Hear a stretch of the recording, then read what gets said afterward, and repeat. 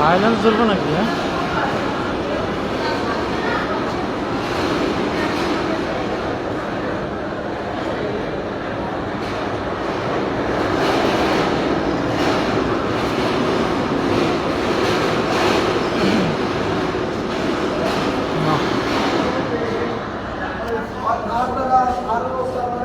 আসসালামু আলাইকুম।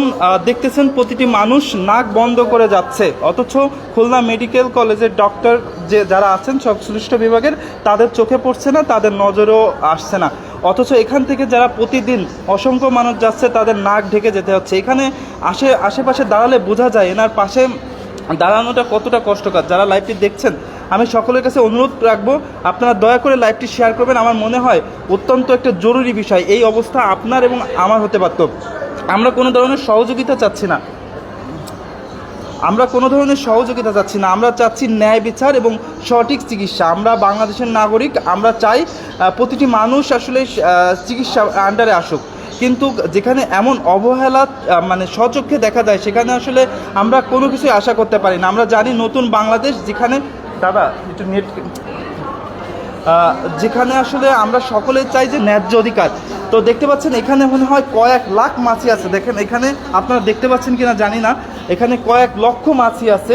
এই মাছির ভিতরে এই মানুষটা পড়ে আছে। প্রতি মুহূর্তে যে মৃত্যু যন্ত্রণার মতন আসলে এই মানুষটা পড়ে আছে। ওনার যে করুণ আকুতি, রাত হলে যে চিৎকার, সেটি আসলে স্বচক্ষে দেখার মতো নয়। এখান থেকে প্রায় প্রতিদিন হাজার হাজার রুগী যাতায়াত করে। প্রত্যেক মানুষই কিন্তু হলো নাক আটকায় তারপরে যাতায়াত করে, কিন্তু মাসের পর মাস পড়ে আছে, অসংখ্য দিন পড়ে আছে। কিন্তু খুলনা মেডিকেলের আমরা অর্থোপেডিক্স এবং সার্জারি বিভাগে যোগাযোগ করা সত্ত্বেও তাদের কোনো আমরা সদিচ্ছা দেখিনি যে এই রুগীটাকে অপারেশন করতে হবে, এই রুগীর ভোগান্তি কমাতে হবে, পাশাপাশি এখান থেকে যারা যাতায়াত করে, এখানে যারা ভর্তি আছে সেই সমস্ত মানুষের ভোগান্তি কমাতে হবে।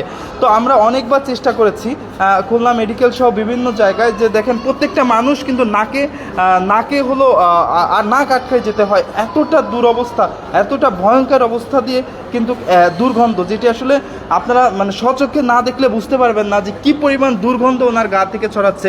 আর এই দুর্গন্ধটা খাবার নষ্টের দুর্গন্ধ না, এই দুর্গন্ধটা মানুষ পচার দুর্গন্ধ। একটা জীবিত মানুষ হাসপাতালে বারান্দায় ধুকে ধুকে পচে যাচ্ছে, সংশ্লিষ্ট বিভাগের নজরে আসছে না।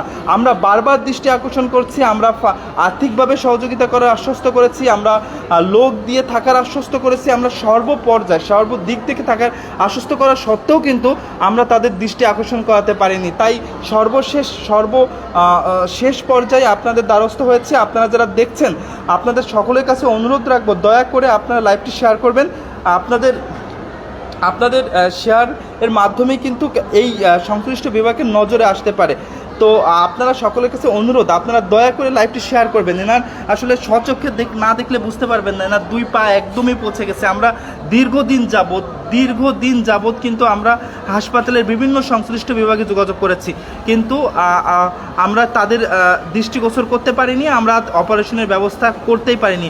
অথচ আমরা এর আগেও কিন্তু অনেক অপারেশন করিয়েছি, আমরা স্বতঃস্ফূর্তভাবে অপারেশন করেছি। কিন্তু বর্তমান আমি বলবো এটি অত্যন্ত লজ্জার একটা বিষয়, অত্যন্ত ঘৃণার একটা বিষয়, যেখানে যার কেউ নেই, যার আর্থিক অবস্থাও নাই, কিন্তু আর্থিক সাপোর্ট দেওয়া সত্ত্বেও সামান্য অপারেশন সরকারি মেডিকেলে সেটি জুটছে না।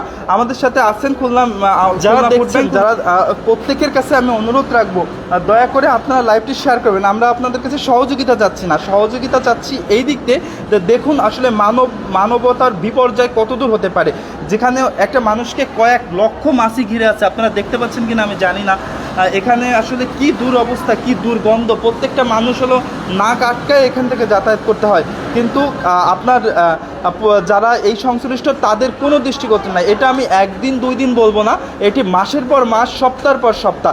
এখান থেকে এই রুগীটা যেমন প্রচণ্ড কষ্ট পাচ্ছে, সেই সাথে একই সাথে কষ্ট পাচ্ছে এখান থেকে যারা যাতায়াত করছে প্রত্যেকটা রুগী। আপনারা যারা দেখছেন সকলের কাছে অনুরোধ রাখবো, দয়া করে আপনারা লাইভটি শেয়ার করেন। আমরা একটি ভার্চুয়াল সময় বাস করি, অনলাইনের ক্ষমতা সম্পর্কে আমরা জানি। আপনারা যদি প্রত্যেকেই পোস্টটি শেয়ার করেন, তাহলে অন্তত এই অসহায় মানুষটি একটু করুণ যন্ত্রণা হলেও মুক্তি পাবে। উনি যে রাত্রে কিভাবে কষ্ট পায়, কিভাবে যন্ত্রণা মানে ওনার করে, সেটি আসলে স্বচক্ষে না দেখলে বুঝতে পারবেন না। যারা দেখছেন আমি সকলের কাছে আবার অনুরোধ রাখছি, দয়া করে আপনারা পোস্টটি শেয়ার করবেন। আমরা চাই আপনাদের সকলের মাধ্যমে এই রুগীটার অপারেশনের ব্যবস্থা হোক, এই রুগীটা আসলে স্বাভাবিক জীবনে ফিরে যাক। আমি আবারও অনুরোধ রাখছি, প্রত্যেকেই লাইভটি শেয়ার করুন এবং আমি যারা সংশ্লিষ্ট বিভাগ আছে, আমরা একাধিকবার বিভিন্ন পর্যায়ে বিভিন্ন মানুষের সাথে খুলনা মেডিকেলের পরিচালক, সহকারী পরিচালক, সার্জারি ইউনিট এর প্রধান, অর্থোপেডিক্স ইউনিটের প্রধান সহ আমরা বিভিন্ন পর্যায়ে যোগাযোগ করা সত্ত্বেও তার কোনো মানে অপারেশনের সৎ ইচ্ছা এবং সৎ যে কার্যক্রম সেটি কিন্তু আমরা দেখিনি। তো আমি আবারও অনুরোধ রাখছি, দয়া করে প্রত্যেকেই লাইভটি শেয়ার করুন। প্রত্যেকেই লাইভটি শেয়ার করার মাধ্যমেই কিন্তু এটি হলো প্রতিবাদ জানানো উচিত। আমরা এটা মূলত প্রতিবাদ স্বরূপ আমাদের আজকে লাইভটি করা, যেহেতু খুলনা মেডিকেলে বারবার অনুরোধ করার পরেও তারা দৃষ্টি দিচ্ছেন না, যার জন্য আমরা মূলত লাইভে আসা। তো আমরা যদি সবাই লাইভটি শেয়ার করে নিজেদের টাইমলাইনে রাখি এবং সবাইকে দেখার সুযোগ করে দিই, তাহলে যদি ডাক্তার মহোদয়গণ যারা আছেন তাদের নজরে আসবে এবং এই রোগীটার সুচিকিৎসা পাবেন। আপনারা জানেন এই রোগীটার জন্য অস্ট্রেলিয়া থেকে নিফা শাইলা সুহিন আপু তিনি এই রোগীটার এক প্রকার দায়িত্ব নিয়েছেন বলা যায়। এছাড়াও আরও কিছু মানুষ সহযোগিতা করেছেন। তো আমি আজকে আমাদের লাইভে আসার মূল উদ্দেশ্য হচ্ছে, বারবার হচ্ছে এই রোগীকে আপনার অপারেশনের জন্য ফেরত দেওয়া হচ্ছে, অপারেশন জন্য ডেট দেওয়া হচ্ছে না, যার জন্য মূলত আমরা লাইভে এসেছি। তো সবাই নিজ নিজ জায়গা থেকে লাইভটি শেয়ার দিয়ে পোস্ট করে প্রতিবাদ জানাবেন, যাতে করে একজন অসহায় হতদরিদ্র মানুষ সে যাতে সুচিকিৎসা পায় এবং তার মৌলিক অধিকার যাতে অক্ষুণ্ণ থাকে। সবাই ভালো থাকবেন। আসসালামু আলাইকুম।